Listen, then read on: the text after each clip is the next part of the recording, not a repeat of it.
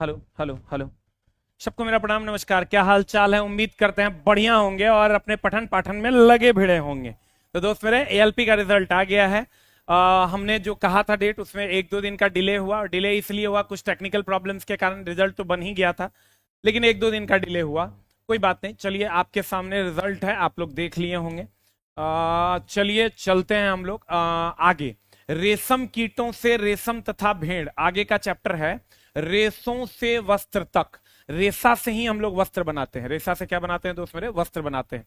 रेशम कीटों से रेशम तथा भेड़ बकरी एवं याक से ऊन प्राप्त किया जाता है। रेशम कीट से रेशम प्राप्त किया जाता है, भेड़ बकरी एवं याक से ऊन प्राप्त किया जाता है। अतः रेशम और ऊन जांतव रेशे यानी एनिमल फाइबर कहलाते हैं। क्या कहलाते हैं दोस्त मेरे? Hello hello.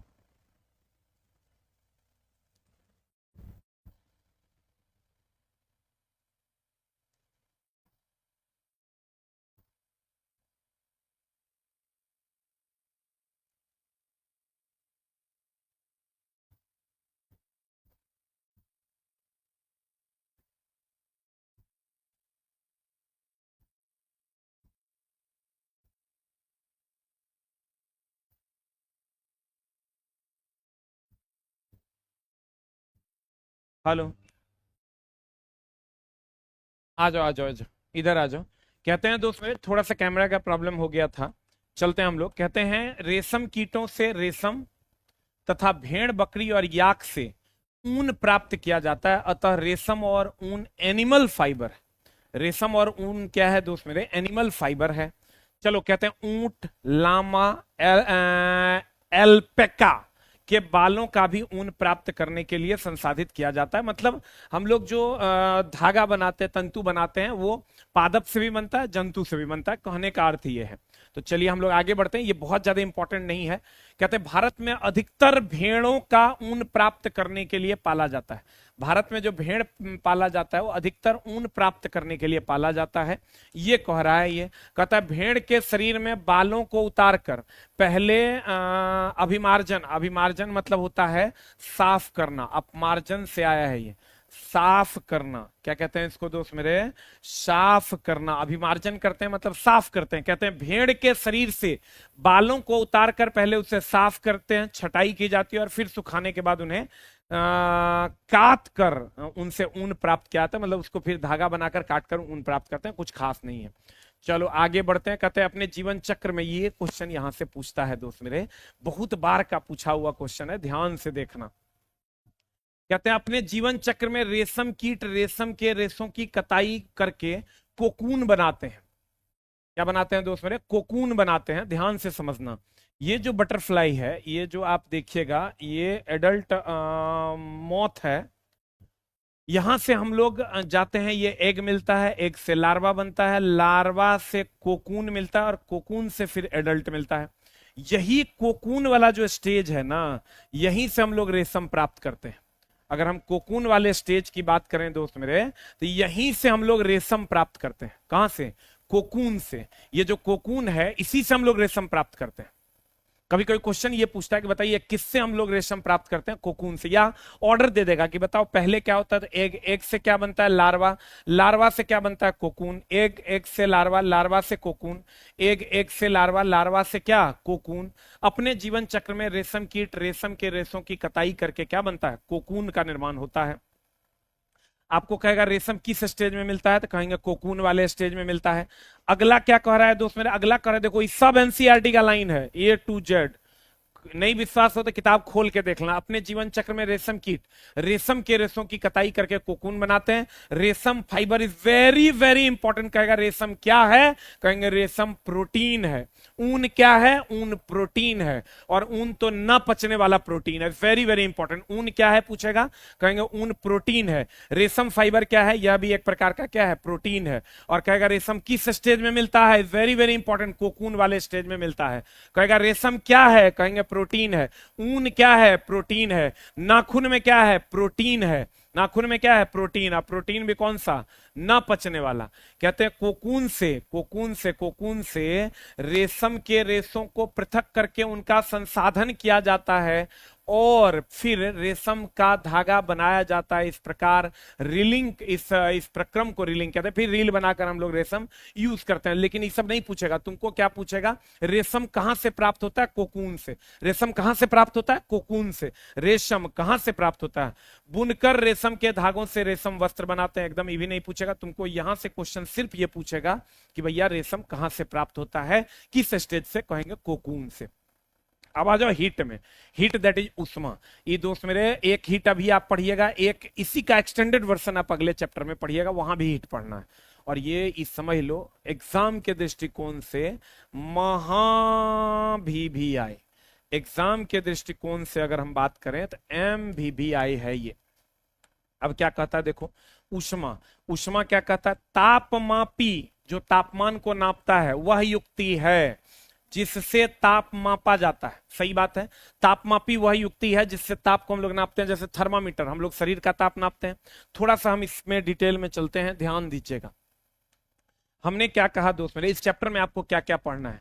एक तो ताप नापने के लिए किसका उपयोग करते हैं? तापमापी का उपयोग करते हैं। ताप नापने के लिए तापमापी का उपयोग करते हैं। फिर अगर हम बात करें थर्मामीटर की, थर्मामीटर की अगर हम बात करें तो मेनली आपको जो पूछता है डॉक्टरी थर्मामीटर। डॉक्टरी थर्मामीटर जो है इसका आविष्कार फ़ारेनहाइट ने किया था। इसका आविष्कार फ़ारेनहाइट ने किया था दोस्त मेरे। अगर आप चाहते हैं ना कि मेरा अगला दशहरा अपने पैसे से निकले तो उसके लिए पढ़ना पड़ेगा एकदम 100%। कहते हैं थर्मामीटर। कितने लोग ऐसे हैं जो एकदम चाहते हैं कि पढ़ना जितना पड़े सर नौकरी चाहिए? एक बार 8 टाइप करो तो। कितने लोग ऐसे हैं जो ये चाहते हैं कि पढ़ना सर जो पढ़ जाए, 6 महीना जे पढ़ना पड़ जाए सर, लेकिन जे मेहनत करवा लीजिए सर, लेकिन हमको नौकरी चाहिए सर। अगर आप चाहते हैं दोस्त मेरे तो आप निश्चिंत रहिए, आपको हो जाएगा। ऊपर वाला जो है इतना अनहेर नहीं करेगा आपके साथ। कहते हैं थर्मामीटर दैट इज तापमापी, डॉक्टरी थर्मामीटर, इसका खोज फ़ारेनहाइट ने किया था।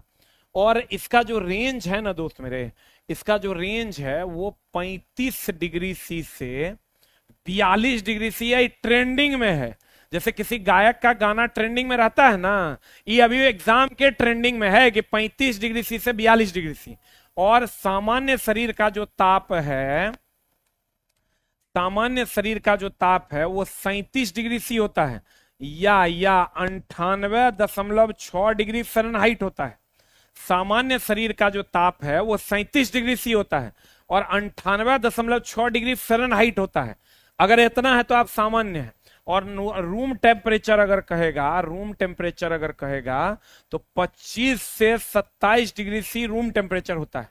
25 से कितना डिग्री सी? 27 degree C. सामान्य शरीर का ताप 37 degree C, 98.6 degree Fahrenheit, 35 degree C और 42 डिग्री सी। ये थर्मामीटर, डॉक्टरी थर्मामीटर का रेंज है। और एक होता है प्रयोगशाला थर्मामीटर, अभी उसको भी हम लोग पढ़ेंगे।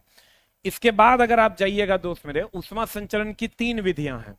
उष्मा संचरण की 3 विधि क्या क्या है? चालन है, संवहन है और विकिरण है। चालन, संवहन और विकिरण।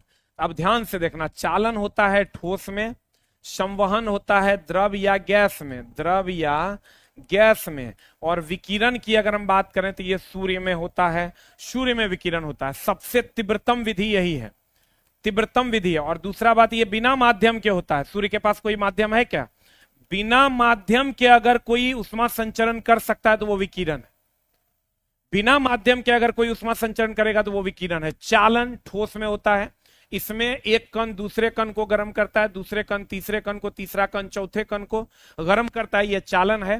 द्रव पानी गर्म करते हैं, यह संवहन है, यह संवहन है। और सूर्य की उष्मा पृथ्वी तक आती है, विकिरण है। कहेगा सबसे तीव्रतम विधि कौन है? तीव्रतम विधि है विकिरण। और सबसे धीमा विधि कौन है? सबसे धीमा विधि कौन है कहेगा तो चालन। सबसे धीमा विधि कौन है? चालन। सबसे तीव्रतम विधि कौन है दोस्त मेरे? विकिरण। कौन बिना माध्यम के होता है? विकिरण। ठोस, इसमें ठोस, इसमें द्रव या गैस, ये बिना माध्यम के भी हो जाता है। जैसे सूर्य की उष्मा आ रही है तो बताओ, सूर्य के पास कोई माध्यम है? नहीं है। नहीं है तो वो उष्मा आप तक पहुंच रही है, कौन विधि द्वारा? विकिरण विधि द्वारा। अब कभी कभार क्वेश्चन आता है कि जैसे काला वस्तु है, वो सभी उष्मा को अवशोषित करता है, सफेद वस्तु है सभी उष्मा को लौटा देता है। काली वस्तु जो है वो सभी ऊष्मा को अवशोषित करता है। काली वस्तु की अगर हम बात करें, सभी को अवशोषित करता है, सभी को अवशोषित करता है, सभी को अवशोषित करता है। और अगर सफेद वस्तु है तो ये सफेद वस्तु है तो सबको सभी को लौटा देता है, सभी को लौटा देता है, सभी को क्या करता है दोस्त मेरे, लौटा देता है। काली वस्तु सभी ऊष्मा को अवशोषित करता है, सफेद वस्तु सभी को लौटा देता है। तो ये मामला है। और अगर कोई चीज गर्म कौन रहेगा, काला। काला वस्तु सबसे ज्यादा गर्म क्यों होता है, क्योंकि वो बहुत अधिक अवशोषित करता है। और सफेद वस्तु उतना कम गर्म होता है क्योंकि वो लौटा देता है। तो दोस्त मेरे अभी जो हम बात कर रहे हैं, हाँ हाँ हाँ हाँ, डॉक्टर, एक तो डॉक्टरी थर्मामीटर, इसका रेंज 35 से 42 डिग्री सी, और एक होता है ये प्रयोगशाला थर्मामीटर, 10 डिग्री सी से 110 डिग्री सी का रेंज होता है। तो तापमापी, ताप को नापने वाला तापमापी बहुत उच्च ताप को नापने के लिए पायरोमीटर का उपयोग करते हैं। वो 800 डिग्री सी से अधिक ताप नापता है। तो कहते हैं, चलते हैं हम लोग एनसीईआरटी के ओरिजिनल लाइन पे, एनसीईआरटी के ओरिजिनल लाइन पे चलते हैं। तापमापी वह युक्ति जिससे ताप मापते हैं, अभी क्लास 7th में ही है, देख लो। तापमापी वह युक्ति जिससे हम लोग ताप नापते हैं, है देखो यही पूछा है, ये अभी ट्रेंडिंग में क्वेश्चन है। 35 डिग्री सी यहां लिखा हुआ है और यहां पर जो लिखा हुआ है वो 42 डिग्री सी है। डॉक्टरी थर्मामीटर का उपयोग शरीर का ताप मापने के लिए किया जाता है। क्या नापने के लिए दोस्त मेरे, शरीर का ताप नापने के लिए। इस थर्मामीटर का रेंज है 35 डिग्री सी से 42 डिग्री सी। अन्य प्रयोजनों के लिए हम प्रयोगशाला, भी पूछा और बच्चा नहीं बना पाया क्योंकि किसी किताब में नहीं था, हम अपने किताब में ऐड कर दिए, लेकिन किसी किताब में था। हम भी ऐड तब किए जब पूछा, इसलिए क्योंकि ये दोस्त मेरे कभी पूछता नहीं था, तो हमको लग रहा था कि नहीं पूछेगा इस कंटेंट पे, लेकिन जब लग गया कि नहीं, तो हमने अपने पूरे किताब में पूरा एनसीईआरटी ऐड कर दिया, A to Z। कहते हैं ये हमको लगता है 3rd 4th एडिशन में भी होगा, 5th में भी होगा। डॉक्टरी थर्मामीटर का उपयोग शरीर का ताप मापने के लिए किया जाता है। इस थर्मामीटर का परिसर है, रेंज है 35 से 42। और प्रयोगशाला तापमापी का उपयोग करते हैं। तापमापी का रेंज कितना है, 10 से 110। ये देखो डॉक्टरी तापमापी है, 35 से 42 इसका रेंज है। और डॉक्टरी तापमापी जो है इसका रेंज 35 से 42 है। और नॉर्मल तापमापी जो है वो है 10 से 110। अब प्रयोगशाला तापमापी, इसका रेंज है जो प्रयोगशाला में यूज करते हैं, 10 से 110। डॉक्टरी तापमापी 35 से 42। सामान्य शरीर का ताप पे लाल निशान होता है, ये भी पूछता है, देखो यहां पर एक लाल निशान होता है। ये जो 37 डिग्री सी टेम्परेचर है, यहां पर लाल निशान होता है। कितना डिग्री सी पर, 37 डिग्री सी पर। ये जो लाल निशान है ये मानव शरीर का सामान्य ताप है। इससे अगर बढ़ा तो बुखार है, इससे कम हुआ तो बुखार नहीं है। इसमें कहेगा क्या भरा होता है, पारा, क्योंकि पारा का ऊष्मीय प्रसार गुणांक अच्छा होता है, गर्म होने के बाद वो फैलता है। तो देखो कितना टाइप का क्वेश्चन हो गया। डॉक्टरी तापमापी का खोज कौन किया, फ़ारेनहाइट। इसमें क्या भरा होता है, पारा। इसका रेंज कितना होता है, 35 से 42। कहां पर लाल निशान होता है, 37 डिग्री सी पर। और इसको फ़ारेनहाइट में अगर लिखिएगा तो 98.6 डिग्री फ़ारेनहाइट होता है। अगला अगला अगला कहते हैं मानव शरीर का सामान्य ताप 37 डिग्री सी या 98.6 डिग्री फ़ारेनहाइट। 98.6 डिग्री फ़ारेनहाइट मानव शरीर का सामान्य ताप जो है 37 डिग्री सी है। इससे ज्यादा हुआ तो बुखार हो गया, इससे कम हुआ तो ठंडा है। फ़ारेनहाइट में कितना, 98.6। कहते हैं देखो ये क्वेश्चन जो दोस्त मेरे पूछा ना, किसी को समझ में नहीं आया कहां से आया, लेकिन ये एग्जैक्ट लाइन है कहां का, एनसीईआरटी का। 35 से कितना, 42। और प्रयोगशाला का 10 से 110। आ जाओ इधर दोस्त मेरे, कहते क्या है, अगला अगला अगला। ऊष्मा उच्च ताप के पिंड से निम्न ताप के पिंड की ओर जाता है। देखो जब भी ऊष्मा जाएगा, ये हाई टेम्परेचर है, देखो यहां तक है, ये लो टेम्परेचर, जब भी जाएगा हाई टू लो जाएगा, लो टू हाई कभी नहीं जाएगा। जब भी जाएगा उष्मा का प्रवाह होगा वो हाई टू लो होगा, लो टू हाई कभी नहीं होगा। Low temperature to high temperature कभी नहीं होगा, जब भी होगा हाई टू लो होगा। ये उष्मा गतिकी का दूसरा नियम भी है। तो ये देखो क्या कहता है, एनसीईआरटी में क्या लिखा हुआ, ऊष्मा उच्च ताप पिंड से निम्न ताप पिंड, इस चैप्टर से आपको हर जगह सवाल मिलता होगा, स्थानांतरित होता है। एक वस्तु से दूसरी वस्तु में ऊष्मा 3 प्रक्रम द्वारा स्थानांतरित हो सकता है, चालन, संवहन और विकिरण। चालन किसमें होता है, ठोस में, चालन ठोस में, संवहन द्रव या गैस में, और दोस्त मेरे विकिरण की बात करोगे, सूर्य की ऊष्मा कौन विधि द्वारा, विकिरण विधि द्वारा चाहता है। सबसे तीव्र विधि कौन है, विकिरण। कहां माध्यम की आवश्यकता नहीं है, विकिरण में, क्योंकि ये सूर्य की ऊष्मा, सूर्य के पास कोई माध्यम नहीं है फिर भी ऊष्मा आता है।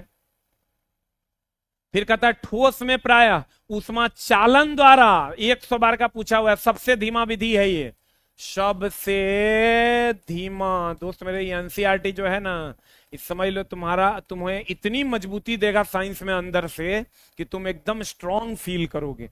कहते हैं चालन द्वारा, एग्जैक्ट एनसीईआरटी खोल के देखना, किताब में लिखल है, चालन द्वारा स्थानांतरित होता है, द्रव और गैस में ऊष्मा संवहन द्वारा स्थानांतरित होता है, और विकिरण द्वारा ऊष्मा स्थानांतरण के लिए माध्यम की आवश्यकता नहीं होती है।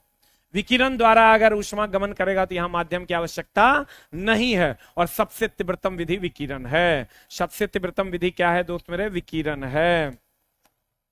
देख लो, सूर्य की ऊष्मा आती है ना, इधर जाओगे माध्यम है, ये नहीं है, इधर माध्यम है, तो बिना माध्यम के भी गमन कौन किया, विकिरण।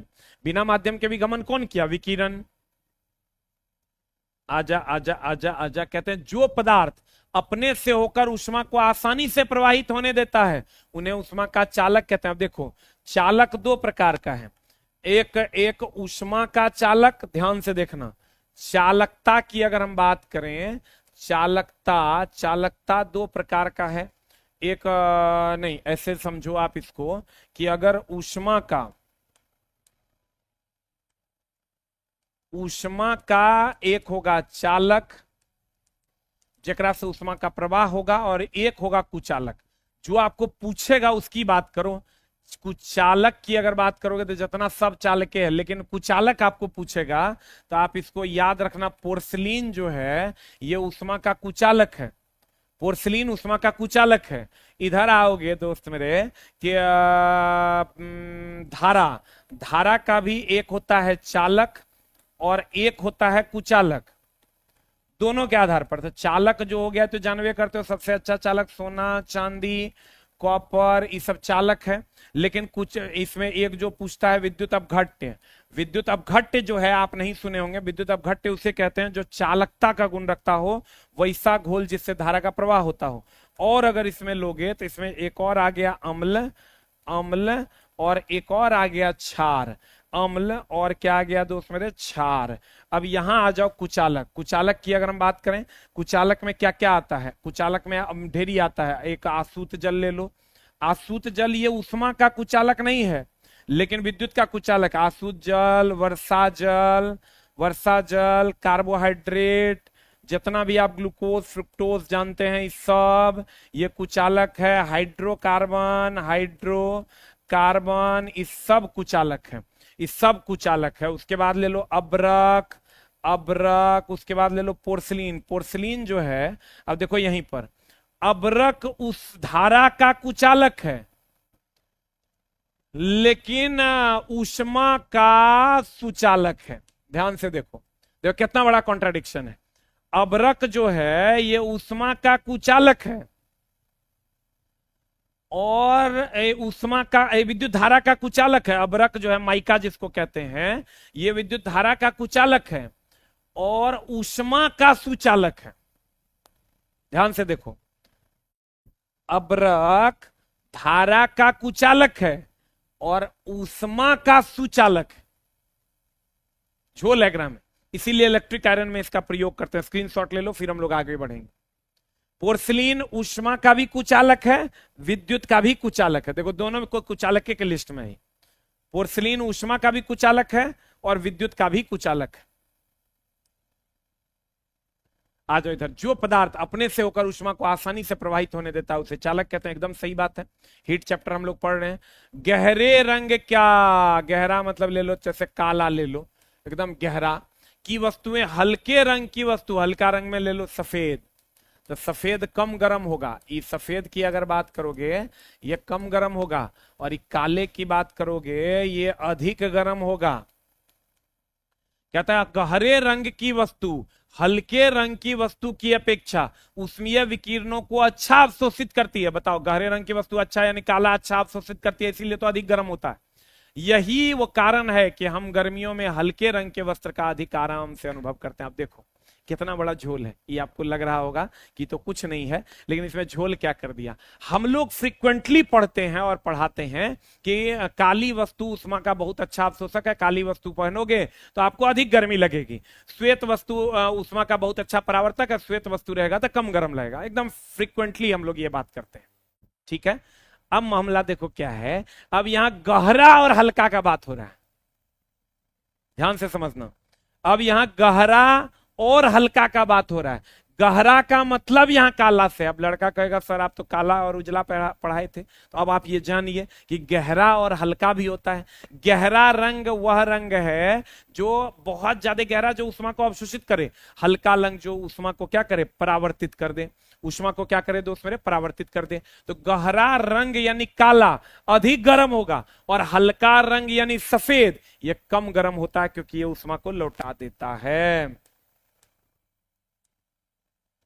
अब ध्यान से देखना, कहते हैं सर्दियों में, अब देखो सर्दी में जो हम लोग वस्त्र पहनते हैं, सर्दी में मान लो ये आदमी जो है ना, ये आदमी सर्दी में वस्त्र पहन लिया, तो वस्त्र पहन लिया तो इसका देखो, अगर सर्दी में बाहर का टेम्परेचर 5 डिग्री सी है, भैया हमारे शरीर का टेम्परेचर तो ऑलरेडी 37 डिग्री सी है, हम तो ऑलरेडी गर्म है। बाहर में खाली उच्च ताप, यहां चूंकि उच्च ताप है शरीर का, उच्च से निम्न में उष्मा का प्रवाह ना हो, इसलिए कपड़ा पहनते हैं। कपड़ा और शरीर के बीच में हवा रहता है, और हवा कुचालक है। कपड़ा और शरीर के बीच में हवा है, और हवा दोस्त मेरे कुचालक है। हवा क्या है दोस्त मेरे, कुचालक है। कुचालक है जो उष्मा को बाहर जाने नहीं देता है। कभी कभी क्वेश्चन क्या पूछता है, बताइए हम जो ये कपड़ा पहने हैं ये हमारे शरीर से उष्मा को बाहर जाने से रोकता है या हमको गर्मी देता है? तो भैया ये गर्मी नहीं देता। गर्मी देता तब 5 को कपड़ा रख के चाय नहीं बना लेते। कपड़ा कभी गर्मी नहीं देता है, कपड़ा सिर्फ शरीर के उष्मा को बाहर जाने से रोकता है। नवरात्र की ढेर सारी शुभकामनाएं, लेकिन पढ़ना भी उतना ही जोश से है आपको, क्योंकि यही आपको आपके मुक्ति का मार्ग है दोस्त मेरे। आपके घर की सारी स्थिति को बदल देगा। इतना अब तुम समझ लो, आपका बहुत सारा लोग होगा गांव में जो आपकी बुराई करता होगा, लेकिन आपका कुछ नहीं बिगड़ेगा अगर आप कलम थाम लीजिएगा। हम लोगों का कितना बुराई करता है सब, जकरे मन होता है वह कुछ बोल देता है, लेकिन आज तक कुछ नहीं बिगड़ा। आज तक कुछ नहीं बिगड़ा। बच्चे पढ़ रहे हैं और पिछले 12 साल से 13 साल से पढ़ रहे हैं, आज तक कुछ नहीं बिगड़ा। उसका रीजन दोस्त मेरे ये है, पिताजी कहा करते थे सब कुछ सब छीन लेगा, ये कोई नहीं छीन पाएगा, इसलिए इसको अपना लो। जमाना लाख बुरा चाहे तो क्या होगा, कलम थामे हुए हैं दोस्त मेरे, कुछ ना होगा। इसलिए कलम थामिए। कितना आपका लोग गांव में बुराई करता होगा, ए पटने में है, फलने है, चिलने है, पढ़िए लेगा, देखिए लेंगे। हम लोग भी 100 बुराई करता है सब, जिक्रे मन हुआ वह कुछ बोल दिया।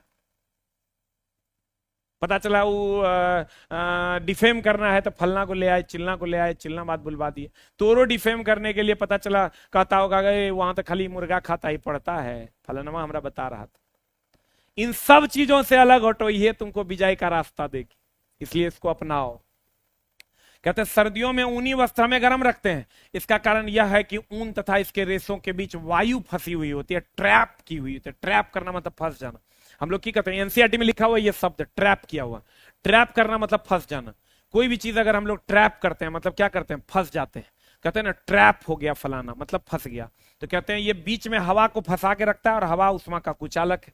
हवा उष्मा का क्या है दोस्त मेरे, कुचालक है। अगला आ जाओ, अम्ल, क्षार और लवण। देखो हमने क्या सीखा दोस्त मेरे, हमने ये सीखा कि ऊष्मा चैप्टर में हमने सीखा कि यह तापमापी द्वारा नापते हैं, थर्मामीटर, डॉक्टरी थर्मामीटर फ़ारेनहाइट ने 35 से 42 का रेंज है। एक प्रयोगशाला थर्मामीटर है 10 से 110 डिग्री सी उसका रेंज है। सामान्य शरीर का ताप 37 degree C 98.6 degree Fahrenheit. Room का टेम्परेचर 25 से 27। चालन सबसे धीमा ठोस में, संवहन द्रव और गैस में। विकिरण सबसे तेज सूर्य की ऊष्मा। काली वस्तु सभी को अवशोषित कर लेती है, सफेद वस्तु सभी को लौटा देती है। और दोस्त मेरे, बिना माध्यम के कौन गमन करता है? विकिरण। चलो अब अगले चैप्टर की ओर चलते हैं, अम्ल, क्षार और लवण। हा।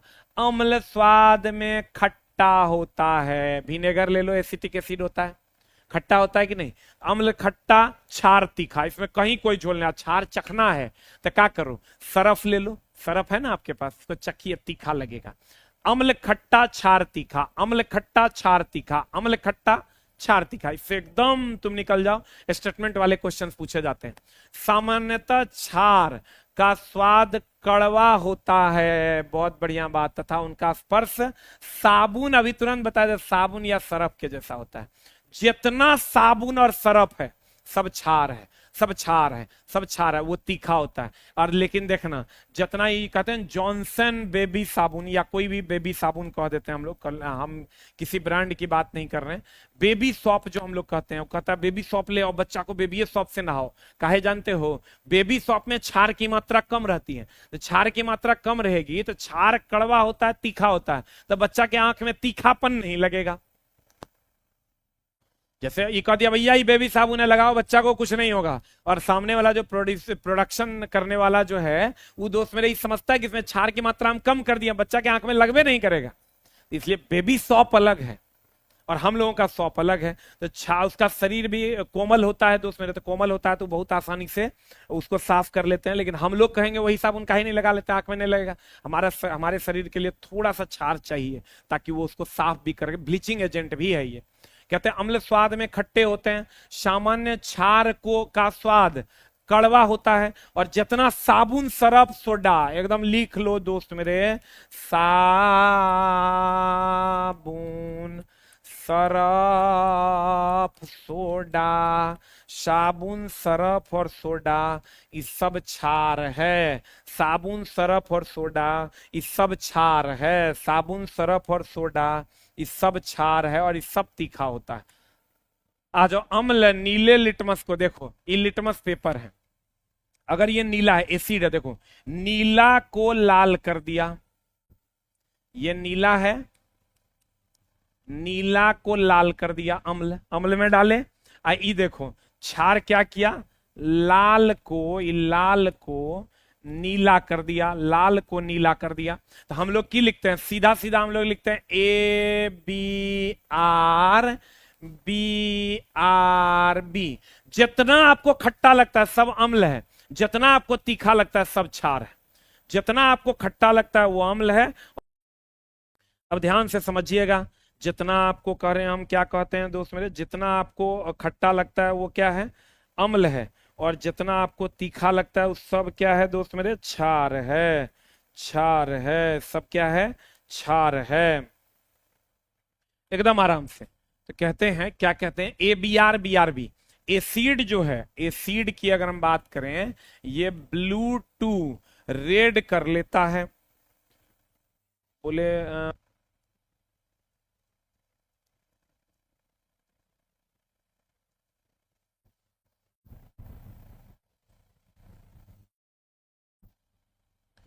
अब देखो दोस्त मेरे, हमने आपको क्या कहा कि ABR, एसिड नीले लिटमस को लाल करता है, और क्षार जो है, बेस, आप पढ़े होंगे, रेड लिटमस पत्र को रेड टू ब्लू कर देता है, रेड टू ब्लू कर देता है। एसिड नीले को लाल और क्षार लाल को नीला करता है। अब देख लो तुम्हारे सामने नीला लिटमस पत्र है, अम्ल में डाले लाल, नीला है, अम्ल में डाले लाल हो गया। आई लाल है, ये पूरा लाल था, अम्ल में डाले देखो, क्षार में डाले देखो नीला हो गया। तो आपको याद क्या रखना है, ABRBRB, ABRBRB, ABRBRB। Acid blue to red, base red to blue. अब कहता है अम्ल नीले लिटमस को लाल कर देता है और क्षार लाल लिटमस को नीला कर देता है। लेकिन अगर तुमको पूछे लिटमस पत्र का ओरिजिनल रंग कैसा होता है, तो लिटमस पत्र का ओरिजिनल रंग होता है बैगनी, और ये किसका बना होता है, महाविवियाई लाइकेन का बना होता है। लाइकेन किसका बना होता है, लाइकेन कवक प्लस शैवाल का मिश्रण है, कवक प्लस शैवाल का मिश्रण है। लाइकेन किसका बना होता है, लाइकेन कवक और शैवाल का मिश्रण है। अम्ल नीले लिटमस को लाल कर देता है, क्षार लाल लिटमस को नीला कर देता है। लिटमस पत्र क्या है, यह अम्ल क्षार सूचक है। अब बोलोगे कैसे, तो देखो एकरा ये नीला लिटमस पत्र था, इसको अम्ल में डाल दिए तो ये लाल हो गया। इसका मतलब ये बता देगा तुमको कि कौन अम्ल है कौन क्षार है। इसका मतलब दोस्त मेरे वो बता देगा कि कौन अम्ल है और कौन क्षार है। इसका मतलब अम्ल क्षार का सूचक होता है, कुछ प्राकृतिक कुछ कृत्रिम। ये प्राकृतिक है क्योंकि ये लाइकेन का बना है। इसमें कृत्रिम में जाओगे फिनोप्थिलीन आता है, मिथाइल ऑरेंज आता है, ये आपका क्या है, कृत्रिम है। कहते हैं वे पदार्थ जो ना तो अम्लीय होते हैं और ना ही क्षारीय होते हैं उसे उदासीन कहते हैं। ये ना अम्लीय है और ना क्षारीय है, उसे क्या कहेंगे, उदासीन कहेंगे। अब देखो ऐसे पदार्थ के विलयन जो अम्लीय क्षारीय और उदासीन विलयन से भिन्न रंग दर्शाते हैं वो सूचक कहलाते हैं। यानी अगर अम्ल क्षार और उदासीन विलयन के साथ अगर अलग अलग रंग दिखाएगा उसको हम लोग सूचक कहते हैं। क्या कहते हैं दोस्त मेरे, सूचक, इंडिकेटर कहते हैं। इंग्लिश में कहते हैं उसको इंडिकेटर कहते हैं, सूचक यानी इंडिकेटर कहते हैं। ऐसे पदार्थ के विलयन जो अम्लीय क्षारीय और उदासीन विलयन में अलग अलग रंग दिखाते हैं। जैसे देखो ये ले लो तुम नीला लिटमस, नीला लिटमस लोगे तो अम्ल के साथ लाल दिखाएगा, क्षार के साथ कोई अभिक्रिया नहीं करेगा, उदासीन के साथ भी कोई अभिक्रिया नहीं करेगा। लाल लिटमस ले लोगे अम्ल के साथ कोई अभिक्रिया नहीं, क्षार के साथ नीला, न्यूट्रल के साथ कोई अभिक्रिया नहीं। फिर मिथाइल ऑरेंज ले लोगे अम्ल के साथ लाल, क्षार के साथ पीला और उदासीन के साथ नारंगी। फिर आप फिनोप्थिलीन लोगे अम्ल के साथ कलरलेस, कोई अभिक्रिया नहीं, क्षार के साथ लाल और ये उदासीन के साथ कोई रंग नहीं। अब देखो इसमें इसका मतलब ये जो आप देख रहे हो ना, नीला लिटमस, लाल लिटमस, मिथाइल ऑरेंज, फिनोप्थिलीन, ये सब के सब सूचक हैं। सूचक है मतलब इंडिकेटर हैं, सूचक है मतलब इंडिकेटर है। सूचक है मतलब क्या है दोस्त मेरे, इंडिकेटर है। सूचक है मतलब इंडिकेटर है। सूचक है मतलब क्या है, इंडिकेटर है। लेकिन एक चीज ध्यान से यहां देखो तो ये पूछ देगा फिनोप्थिलीन किससे, किसमें कोई रंग नहीं दिखाता है, कलरलेस हो जाता है, अम्ल में। फिनोप्थिलीन अम्ल का सूचक नहीं है। ध्यान से देखो फिनोप्थिलीन की अगर हम बात करें तो अम्ल का सूचक ये है ही नहीं। कहेगा बताओ फिनोप्थिलीन किसका सूचक नहीं है, अम्ल का सूचक नहीं है। ऐसे पदार्थ के विलयन जो अम्लीय, क्षारीय और उदासीन विलयन में भिन्न रंग दर्शाते हैं क्या कहलाते हैं दोस्त मेरे, सूचक कहलाते हैं। अब आ जाओ इधर, कहते हैं अम्ल और क्षार एक दूसरे को उदासीन करके लवण बनाते हैं। लवण अम्लीय, क्षारीय अथवा उदासीन प्रकृति के होते हैं। देखो अम्लीय लवण भी होता है, क्षारीय लवण भी होता है, उदासीन भी होता है। कैसे देखो, अगर हम लोग कहते हैं अम्ल क्षार से अभिक्रिया करेगा तो बना देगा लवण प्लस जल, बहुत बढ़िया। फिर हम लोग कहते हैं कि अगर प्रबल अम्ल है, प्रबल अम्ल जिसमें अम्लीयता ज्यादा हो, और प्रबल क्षार है, प्रबल क्षार है, तो ये बना देगा उदासीन लवण। देख लो बढ़िया से, हम लोग कहते हैं अम्ल, क्षार और उदासीन विलयन होता है, लेकिन लवण भी तीन प्रकार के होते हैं। एक होता है अम्लीय लवण, एक होता है क्षारीय लवण, एक उदासीन लवण। अगर प्रबल अम्ल हो, प्रबल अम्ल हो, प्रबल अम्ल हो और दुर्बल क्षार हो, दुर्बल क्षार हो, इसको हम लोग कहते हैं अम्लीय लवण। आप प्लस जल, आप बोलोगे क्यों कहते हैं सर इसको, क्योंकि प्रबल अम्ल है, दुर्बल है, तो अम्ल प्रबल है तो इसको अम्लीय लवण कहेंगे। उसके बाद आते हैं हम दुर्बल अम्ल हो, दुर्बल अम्ल हो, आप प्रबल क्षार हो, इसको हम लोग कहते हैं क्षारीय लवण। अब प्लस जल, तो इसका मतलब यह हुआ कि अम्ल और क्षार मिलकर लवण और जल बनाता है, लेकिन प्रबल अम्ल बहुत इंपॉर्टेंट है आपके एग्जाम के दृष्टिकोण से ये चैप्टर। लेकिन अगर हम प्रबल अम्ल और प्रबल क्षार मिलके उदासीन लवण बनाते हैं और जल बनाते हैं, लेकिन अगर प्रबल अम्ल और दुर्बल क्षार होगा तो अम्लीय लवण हो जाएगा, दुर्बल अम्ल और प्रबल क्षार होगा क्षारीय लवण हो जाएगा। और आपको पता है कि क्षारीय लवण अगर है तो इसका पीएच मान 7 से, पीएच मान जो होता है 7 से अधिक है, और अम्लीय लवण है इसका पीएच मान 7 से कम है, उदासीन लवण है इसका पीएच मान 7 के बराबर है। 7 के क्या है? बराबर है। देख लो, इसका मतलब की कह रहा है, अम्ल, एनसीईआरटी का ही लाइन है, अम्ल क्षार एक दूसरे को उदासीन करके लवण बनाते हैं। बहुत बढ़िया, आप पढ़े भी होंगे। लवण अम्लीय, लवण अम्लीय, क्षारीय, उदासीन, तीनों प्रकार का होता है। अम्लीय लवण होगा 7 से कम होगा, क्षारीय लवण होगा 7 से ज्यादा होगा, और उदासीन होगा तो भैया 7 होगा। उदासीन होगा तो क्या होगा? 7 होगा।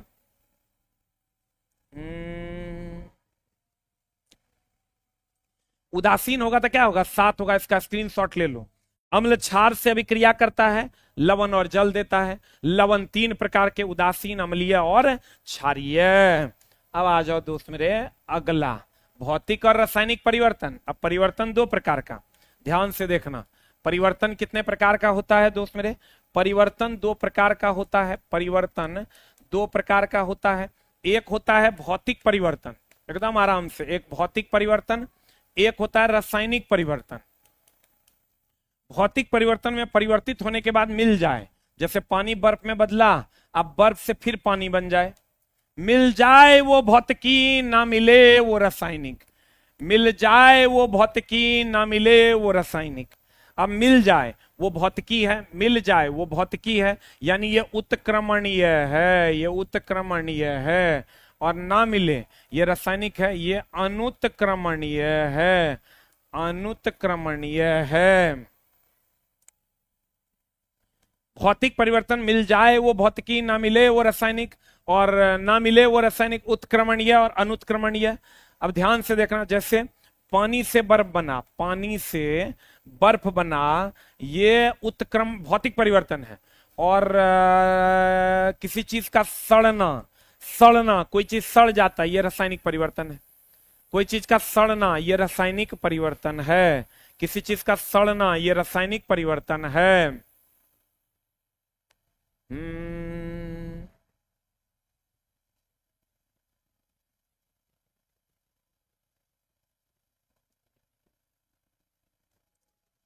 हेलो,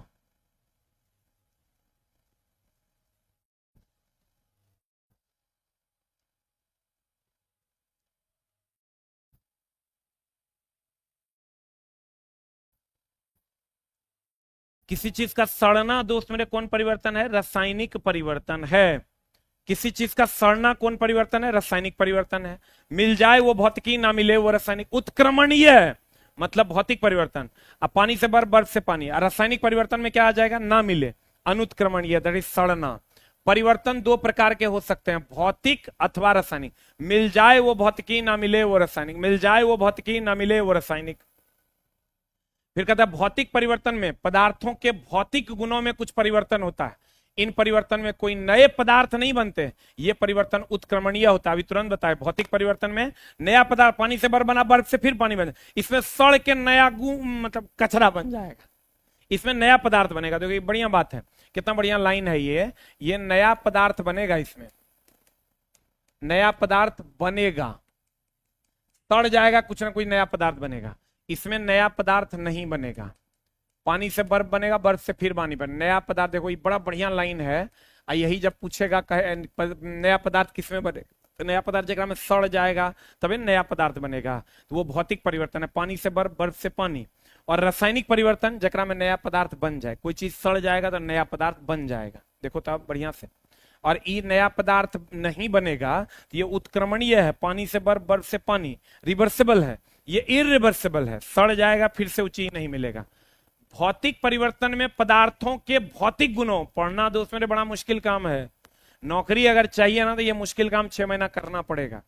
कहते हैं भौतिक परिवर्तन, पदार्थों के भौतिक गुणों में कुछ परिवर्तन होता है। जैसे पानी द्रव में था, अब ठोस बन गया। तो भौतिक गुण बदल गया उसका। इन परिवर्तन में कोई नए पदार्थ नहीं बनते हैं, पानी से बर्फ बना, नया पदार्थ नहीं बना, बर्फ से फिर पानी बन जाएगा। ये परिवर्तन उत्क्रमणीय हो सकते हैं, मतलब रिएक्टेंट से प्रोडक्ट बनेगा, पानी से बर्फ, बर्फ से पानी बनेगा। रासायनिक परिवर्तन में नए पदार्थ बनते हैं।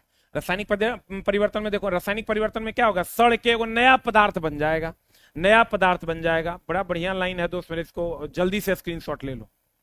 नया पदार्थ बन जाएगा, नया पदार्थ बन जाएगा।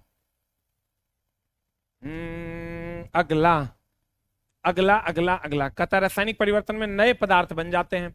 कुछ पदार्थों को क्रिस्टलीकरण, क्रिस्टलीकरण मतलब होता है, इंग्लिश शब्द है रवाकरण। रवाकरण मतलब ठोस का बन जाना या निश्चित आकार में ठोस का बन जाना। कुछ पदार्थ को क्रिस्टलीकरण, रवाकरण के द्वारा उनके विलयनों से शुद्ध अवस्था किया जा सकता है। भैया किसी पदार्थ में अगर ठोस कर दोगे तो उनके विलयन से शुद्ध पदार्थ में बदला जा सकता है, एकदम बदला जा सकता है। इसलिए बदला जा सकता है दोस्त मेरे कि अगर आप बदल पाओगे, अगर आप बदल पाओगे तो कहीं ना कहीं जैसे मान लो पानी है, नमक है, पानी को जमा के तुम बर्फ बना दो, तो बर्फ बना दोगे तो तुम अवस्था परिवर्तन कर दिए तो दोस्त मेरे तुमको वो चीजें मिल जाएंगी फिर से, अर्थात क्रिस्टलीकरण किया जा सकता है। देखो एकदम यहीं से मौसम अभी यहाँ का भी बहुत खराब है, बारिश वगैरह का टाइम है, नेट का बहुत दिक्कत है, इसलिए थोड़ा बहुत बफरिंग कभी कभार हो सकता है। देख लो परिवर्तन दो प्रकार का, भौतिक और रासायनिक। भौतिक में मिल जाए उत्क्रमणीय, पानी से बर्फ, बर्फ से पानी, नया पदार्थ नहीं बनेगा। रासायनिक परिवर्तन नहीं मिलेगा, अनुत्क्रमणीय, सड़ जाएगा, नया पदार्थ बनेगा, नया पदार्थ बनेगा। फिर आ जाओ इसमें चालक कुचालक आपको समझा दिए। काली वस्तु अच्छा अवशोषक है, गर्म होगा ज्यादा, सफेद कम गर्म होगा। विकिरण में कोई माध्यम का जरूरत नहीं है, सूर्य का प्रकाश सबसे धीमा चालन, सबसे तेज विकिरण। और थर्मामीटर, डॉक्टरी थर्मामीटर फ़ारेनहाइट ने खोजा 35 से 42। सामान्य ताप है 37 डिग्री सी मनुष्य के शरीर का, या 98.6 डिग्री फ़ारेनहाइट। रूम टेम्परेचर 25 से 27। और प्रयोगशाला थर्मामीटर 10 डिग्री सी से 110 डिग्री सी तक नापा जाता है। आज दोस्त मेरे आज की कार्रवाई को यहीं तक रखेंगे और हमको लगता है कल हम लोग क्लास 8th में प्रवेश कर जाएंगे। Thank you very much, love you all, नमस्कार। और दोस्त मेरे सिर्फ यही तुमको बचा सकता है पूरी दुनिया से, एकदम आजमाई हुई दवा है, इसको अपना लो। Thank you very much, love you all, नमस्कार।